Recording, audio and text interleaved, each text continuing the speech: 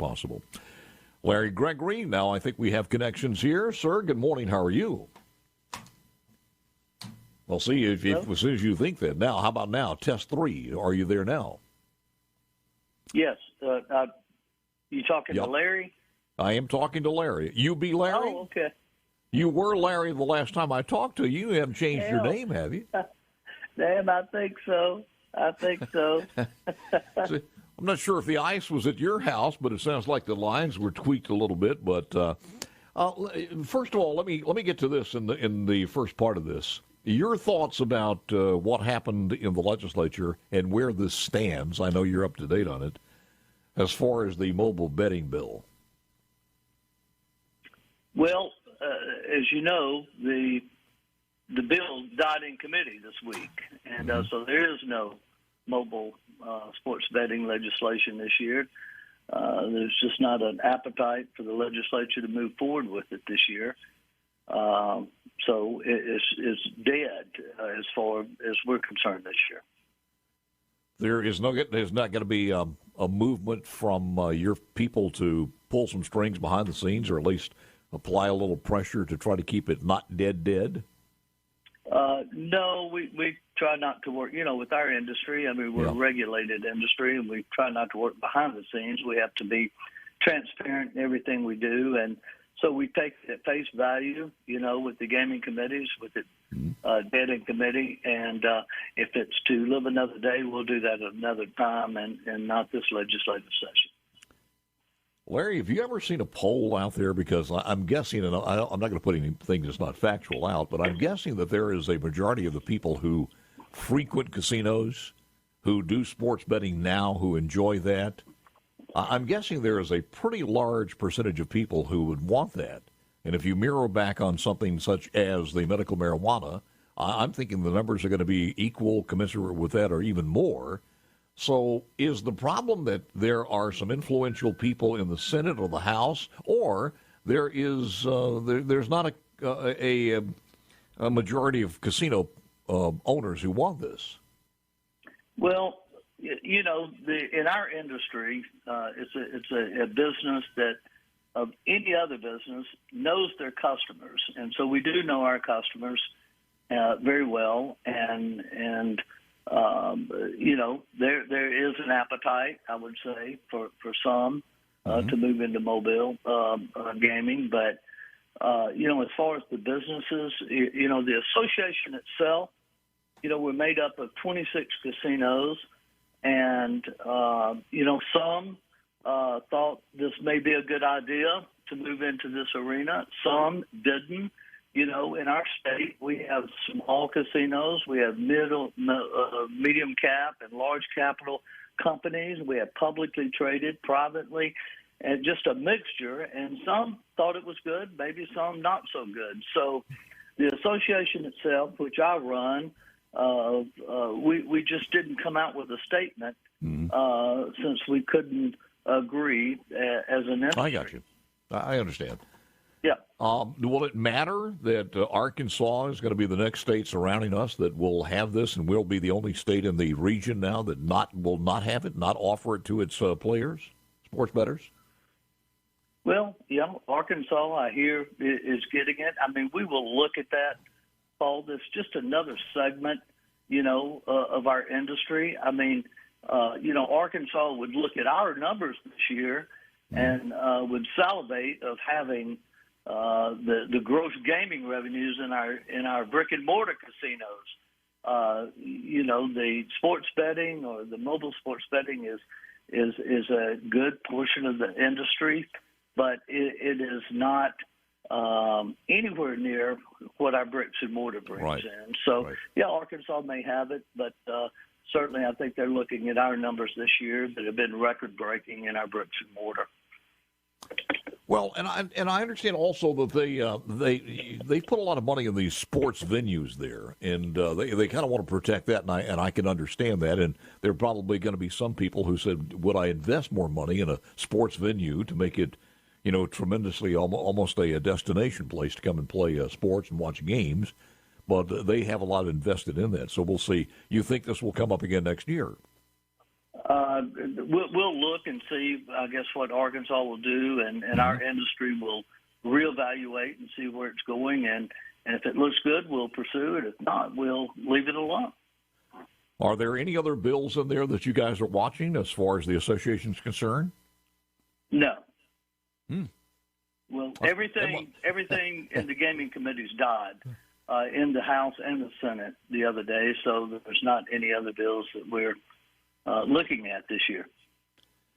Well, we looked at some of the numbers, and can you quote some of those? Because I think we've just been blown away as far as where we are now in this state as far as casino revenue is concerned. But do you have some new numbers?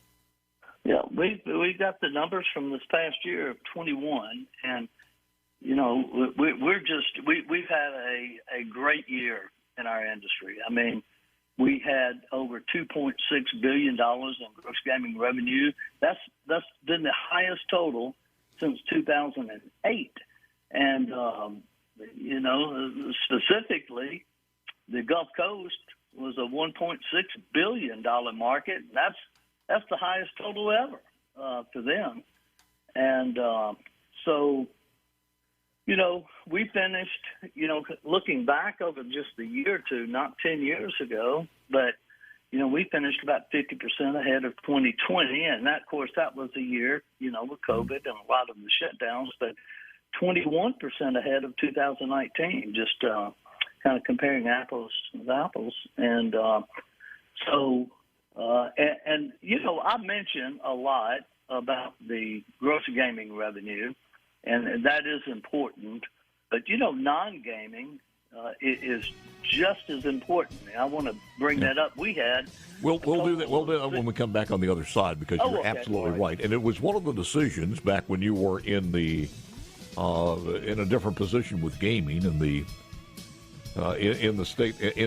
state. But one of the decisions we made early on that we're going to make sure when you come in you had some of the amenities also, and you brought something else besides just a gambling saloon.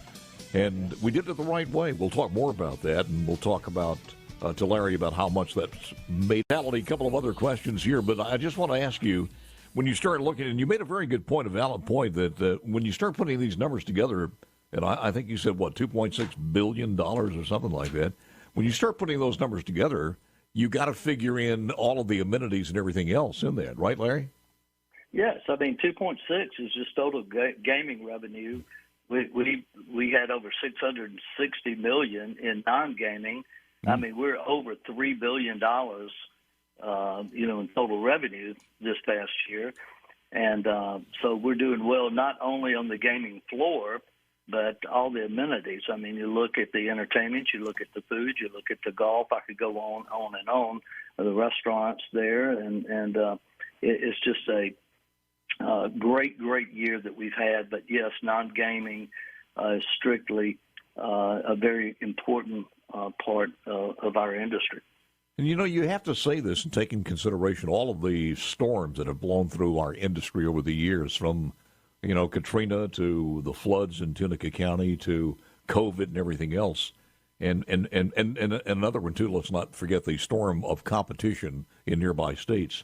And we've weathered that. And that in itself is a tremendous success story.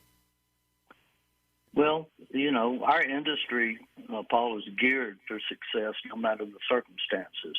You know, we have great operators here in the state. They come from all of the major companies across this country when we got them initially, and they've matured, and we have a strong regulatory market. I can't say that enough of the success of gaming is to have that strong regulatory market, that we abide by the rules that they have. And so, yes, I mean, we've endured for oil, hurricanes, and of course, economic recessions, and we're dealing with this. But, you know, to us, the future is bright, witnessing the year that we just had, and not to look back, but to look forward. Well, and you also look at, and I know you guys have forecast of what's going to go on for 2022 and what the market looks like, but are the other casino areas surviving the same way, or are they prospering as much as we are? Well, they are prospering. I don't think as much as we are. Las Vegas, specifically, they're doing very well. And a lot of the gaming jurisdictions across the country are doing well. But looking at us, we're doing extremely well. Looking at our size of our market, I mean, we're only looking at 26 casinos throughout the state. And the size of Mississippi. I mean, we're no New Jersey and Pennsylvania and Maryland. These are large states, and comparatively speaking, these gaming revenues are putting us up closer to the top. Yeah. Anything you know about as far as new casinos coming in, or new amenities, or anything that you can tell us about, or is most of that already done or in the works? Yeah, I think this is a sure tell sign if we're going to see new investment with the numbers. Investors look at these numbers intently, and they're seeing our market is a strong and robust market. So I think we will see some interest in our market, but we are seeing reinvestment. I mean, recently the Beau Rivage, they're putting a multi-million-dollar package in remodeling. They have over 1,700 rooms, and they're redoing each of these rooms. Their restaurants, they have a couple of them down there that they're redoing. And so we think that's a great sign, and we think that is a result of our market being so strong and the revenues being so strong. You got to keep our product fresh.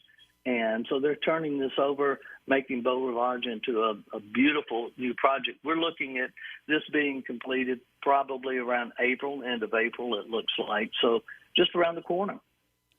Just think of the undertaking of that. If you had to remodel one room, but you're remodeling 1,700 rooms, beside the millions of dollars they're going to be spending, and this is not this is in addition to the restaurants renovation, but the amount of people that it will employ. So that's good news there.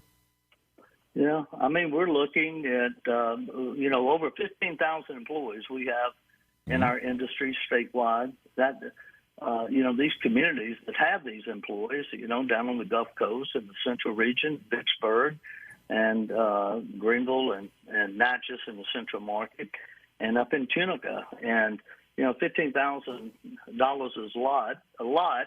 And when you're looking at tax revenue of the 4% that goes to the local communities and those employees that are living in those areas, it's a huge economic impact to have gaming in those areas. Final question here, since it is now the law of the land. Have you guys gotten together and talked, had a powwow about how you're going to handle medical marijuana on premise, et cetera, et cetera? Well, we are, I call it a powwow. We are meeting. We're, as I said earlier on, we're a regulated industry, the Gaming Commission, and they're working diligently. I'm in communication with them, Jay McDaniel over there. We're all right now reviewing the implications of that bill. The governor just signed it, as you noticed on your mentioned on your show earlier this morning, and so we've got our lawyers out and our experts that and people that have worked in the gaming jurisdictions in other states that have this. So we're looking at it right now. We've not determined whether or not how this is going to work in Mississippi, but we're certainly looking at it.